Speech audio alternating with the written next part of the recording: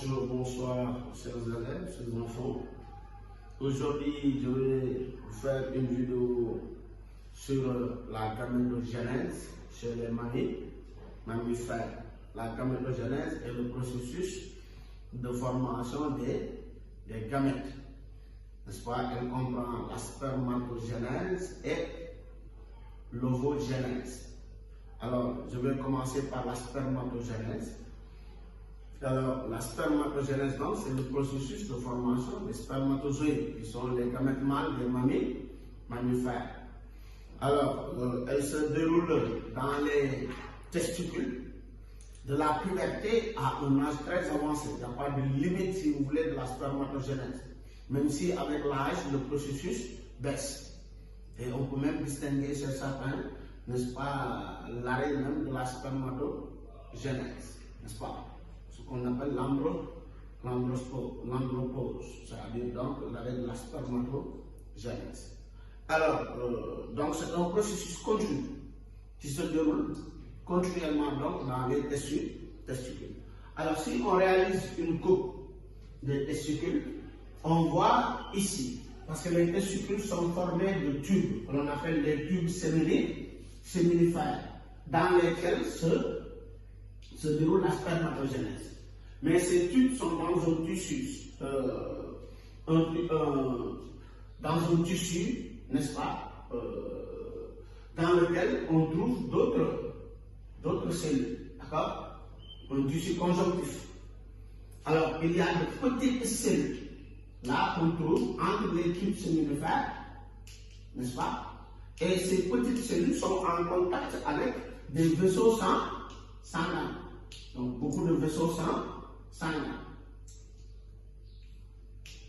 Alors, ces cellules-là, on les appelle des cellules interstitielles. Donc, on les trouve dans les interstices, c'est-à-dire entre les tubes séminifères. On les appelle également les cellules de Leydig. D'accord? Cellules de Leydig ou cellules interstitielles. Elles sont à côté des vaisseaux sanguins du fait de leur fonction, parce que ce sont des cellules qui vont sécréter des hormones. L'hormone l'on appelle la testostérone. Alors, elles sont à côté des vaisseaux sanguins pour pouvoir y sécréter l'hormone. D'accord? Et voilà, et là, on va avoir également des nerfs, n'est-ce pas? Des nerfs qui sont également ici dans ce milieu-là, dans les interstices. D'accord? Ça, c'est l'extérieur du tube. Maintenant, si on prend un tube, il y a ce qu'on appelle la lumière du tube, moins le centre. Et il y a la paroi du tube. D'accord? Et là, on constate ici que la paroi du tube contient des cellules. Parmi ces cellules, il y a de grosses cellules, là. De grosses cellules. Qui sont des cellules diploïdes, comme les cellules de Leydig. Ce ne sont pas des cellules sexuelles. Les cellules de Leydig sécrètent l'hormone mâle. Il y a les cellules de Sertoli qui vont jouer un rôle de soutien et de nutrition, n'est-ce pas, aux cellules sexuelles. D'accord? Là, ce sont donc les cellules de Sertoli. N'est-ce pas? Alors, maintenant, en plus des cellules de Sertoli, on voit ici dans la paroi. La paroi est constituée maintenant en plus des cellules de Sertoli, il y a des cellules de la lignée germinale, qui sont les cellules sexuelles. Et il y a une position, n'est-ce pas, de ces cellules. À la périphérie, on a les cellules souches, les cellules mères, à la périphérie du tube séminifère. N'est-ce pas? Juste sur l'enveloppe, là, du tube séminifère, on a les cellules souches, qui sont les cellules mères, qu'on appelle les spermatogonies. Les spermatogonies, qui sont des cellules diploïdes. On les a au niveau de la périphérie. Ça veut dire l'enfant, le garçon naît avec des cellules souches, ce sont les spermatogonies.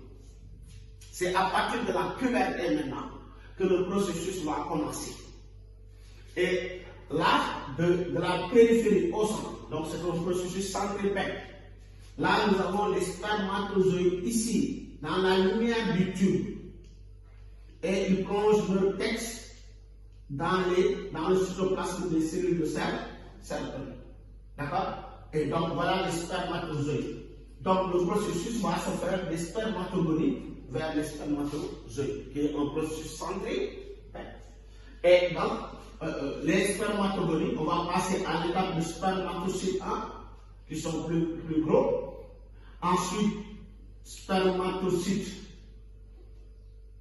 1, spermatocyte 1, spermatocyte 2, spermatide. D'accord? Spermatide.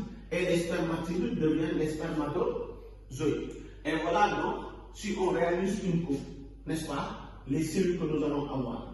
Là, donc, ce sont les spermatocytes 1, là, les spermatocytes 2, et il y a les spermatides. D'accord? Et là, donc, on a une évolution de la périphérie au centre. Donc, voilà ce qui montre ici. Et là, également, on peut avoir ici des cellules qui sont en phase de division. Ce qui montre quoi? Lors de la spermatogénèse, il y a des divisions cellulaires. D'accord? Et là, on peut également avoir des spermatozoïdes qui ne sont pas encore bien, qui ne sont pas finis. D'accord? Ce qu'on appelle des spermatozoïdes immatures. D'accord? Qui vont suivre donc une maturation. N'est-ce pas? On peut avoir ici des cellules qui sont en prophase, métaphase, anaphase, télophase, qui sont les étapes de division cellulaire.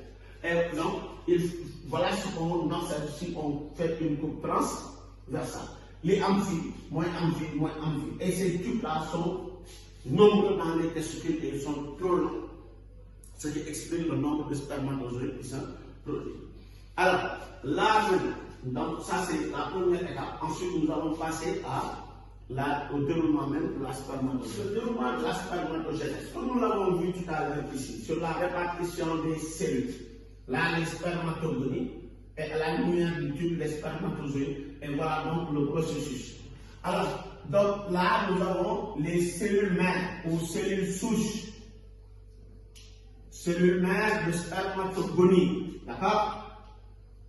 Matogonie, qui sont des cellules diploïdes, deux chromosomes. Alors, est-ce qu'on va avoir ici ceci? Et ça, ce sont des mitoses. Donc, les cellules souches se divisent, subissent des mitoses successives.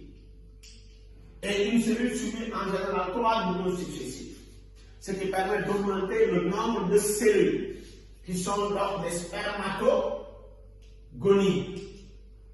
Toujours, donc, on obtient de nombreuses spermatogonies. Donc, c'est ça, fini, on va avoir des cellules qui sont en division, et en perpétuelle division. Et d'ailleurs, c'est ça qui explique la part d'arrêt du processus. D'accord? Et cette étape-là, on l'appelle la phase de multiplication. La phase de multiplication. C'est des mitoses, division cellulaire, mitose 1, mitose 2, mitose 3. Et là, vous voyez que donc, une cellule peut donner 8 cellules après les 3 mitoses. Ce qui donc permet d'avoir un nombre très élevé de spermatogonie. Mais ensuite, qu'est-ce qui se passe? Chaque spermatogonie fait ceci. Voilà, augmentation du volume cytoplasmique, du volume nucléaire. La cellule grossit. C'est comme si elle se préparait à une division. Et là, on l'appelle le spermatocyte de premier ordre, ou spermatocyte 1. Puisque c'est une croissance seulement, le nombre de chromosomes ne change pas. Donc, toujours des cellules diploïdes. Et c'est d'ailleurs pourquoi cette phase-là, on l'appelle la phase d'accroissement. D'accord? Et là, c'est ça qui explique là, vous voyez des petites cellules, ensuite vous voyez des cellules plus grosses, n'est-ce pas? Et ça, si on part de la périphérie vers le centre du tube.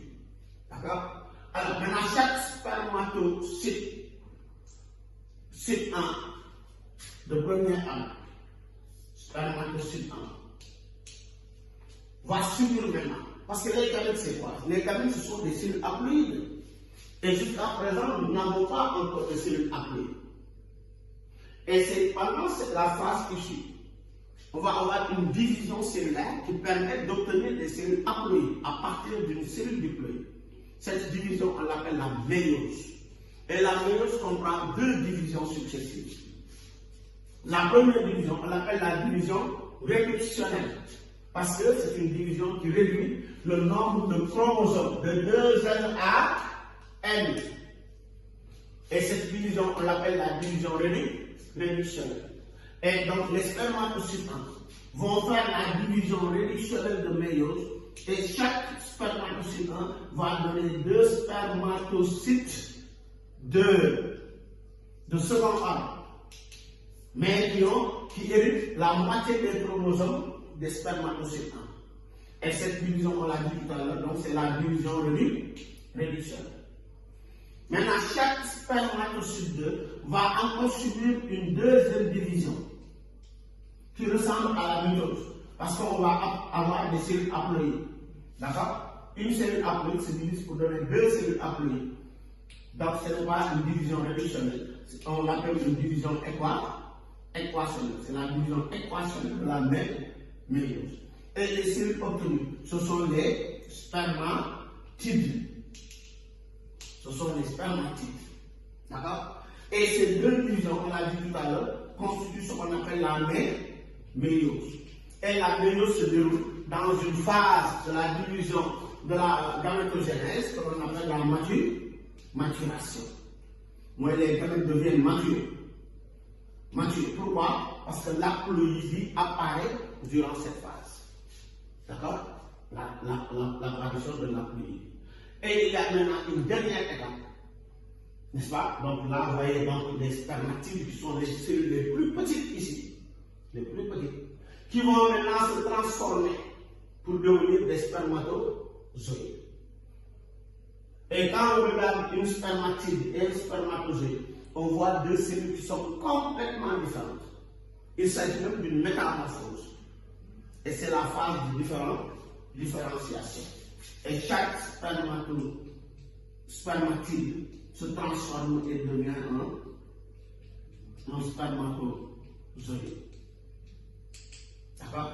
Et donc, là, vous avez la phase de différenciation.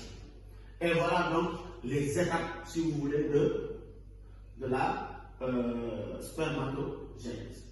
D'accord? Il est indispensable, très important, la multiplication permet le renouvellement des cellules. D'accord?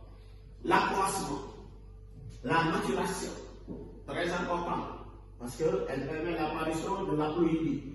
La différenciation. Cette différenciation, moi, on a ici une spermatide avec centrosome égal. Voilà la spermatide. Et là maintenant, vous avez le spermatozoïde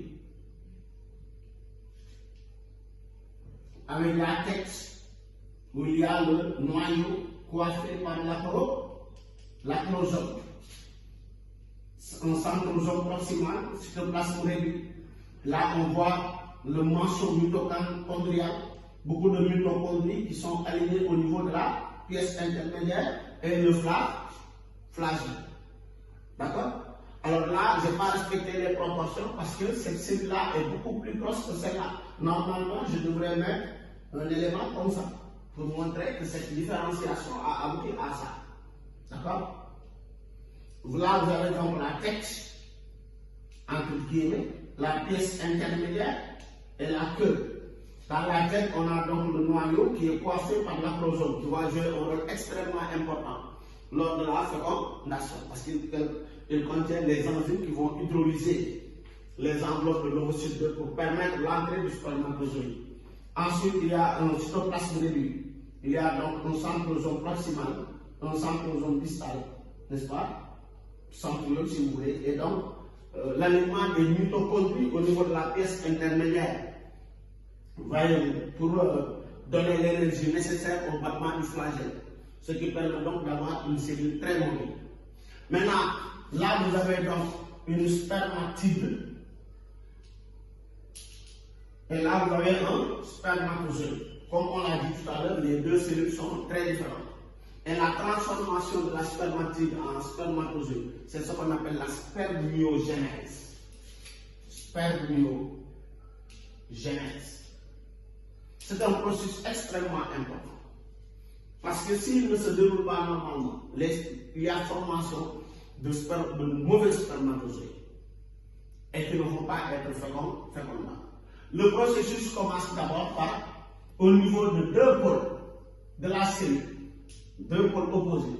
Là, la formation de l'acrosome qui débute, grâce surtout à l'appareil de Golgi. Les circuits golgiens vont donc amener les éléments nécessaires pour fabriquer ces deux structures. Et là, vous avez le début de formation de l'acrosome et du flagelle. Et le processus va continuer, n'est-ce pas?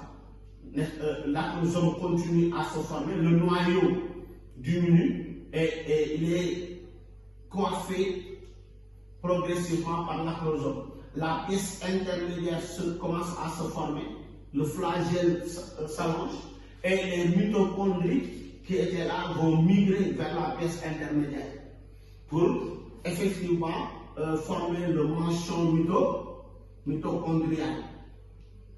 D'accord? Et là, lorsque le noyau est complètement coiffé par l'acrosome, là maintenant, tout le cytoplasme qui était là en abondance, donc là on va avoir une cellule plus réduite, là le cytoplasme va venir ici, n'est-ce pas? Et là, qu'est-ce qui va se passer? La cellule va perdre du cytoplasme. Et cette perte du cytoplasme permet d'avoir une petite cellule. D'accord? Et là, s'il y a perte de cytoplasme, là, ben, on obtient ceci. Donc c'est un processus qui est très délicat. Parce que souvent, il ne peut pas y avoir perte de cytoplasme, ce qui donne des spermatozoïdes avec une tête, grosse tête, ou bien, voilà, ou bien on peut avoir des spermatozoïdes avec un flagelle court, n'est-ce pas? Et ces spermatozoïdes-là ne sont pas des spermatozoïdes mobiles, et par conséquent ne seront pas féconds. Et ceci, on l'appelle la spermiogenèse. Voilà, donc,